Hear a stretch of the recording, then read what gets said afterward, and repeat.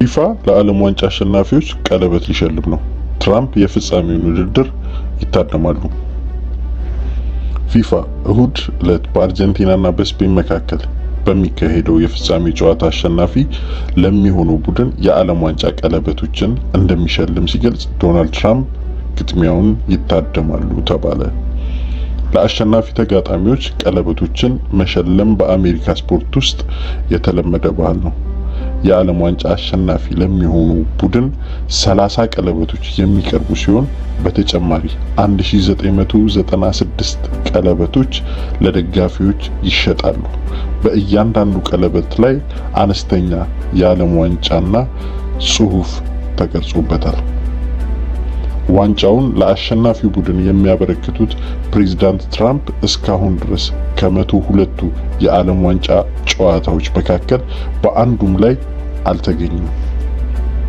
አሜሪካ በቤልጂየም ተረትታ ከመሰናበቷ በፊት ያደረገችውን ጨዋታዎችን ቢሆን አልተከታተሉም። በካናዳ የተከሰተውን ሰደድ እሳት ተከትሎ በኒውዮርክ የሚኖር አየር ሊበከል እንደሚችል ማስጠንቀቂያ ተሰጥቷል።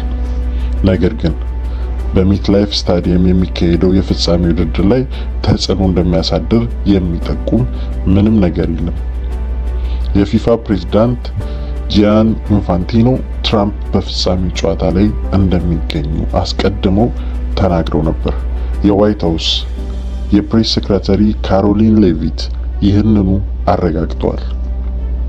አሜሪካ ከቦስኒያ ሄርዘጎቪና ጋር ባደረገችው የጥሎ ማለፍ ጨዋታ ላይ በተቃራኒው ቡድን ላይ በሰራው ጥፋት ለአሜሪካው አጥቂ ፎላሪን ባልገን የተሰጠው ቀይ ካርድ እንዲታገድ መደረጉን ተከትሎ በፊፋ ፕሬዝዳንት ላይ ከፍተኛ ትችት ቀርቧል።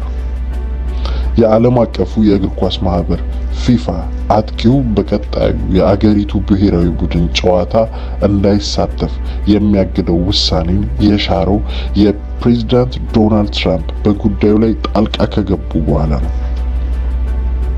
በዓለም ዋንጫ ታሪክ 189 ጊዜ ቀይ ካርድ የሰጠ ሲሆን ከዚህ ውስጥ ቀጣዩን ጨዋታ ያለመሳተፍ እገዳ ተፈጻሚ የሚሆነው የአሁኑን ጨምሮ በሁለት ተጫዋቾች ላይ ብቻ ነው። የዘንድሮ ዓለም ዋንጫ በአሜሪካ በሜክሲኮና በካናዳ አስተናጋጅነት እየተካሄደ ነው። ቅዳሜ ዕለት የእንግሊዝ ከፈረንሳይ ለሶስተኛ ደረጃ የምትጫወት ሲሆን አርጀንቲናና ስፔን ደግሞ እሁድ ዕለት ይጋጠማሉ።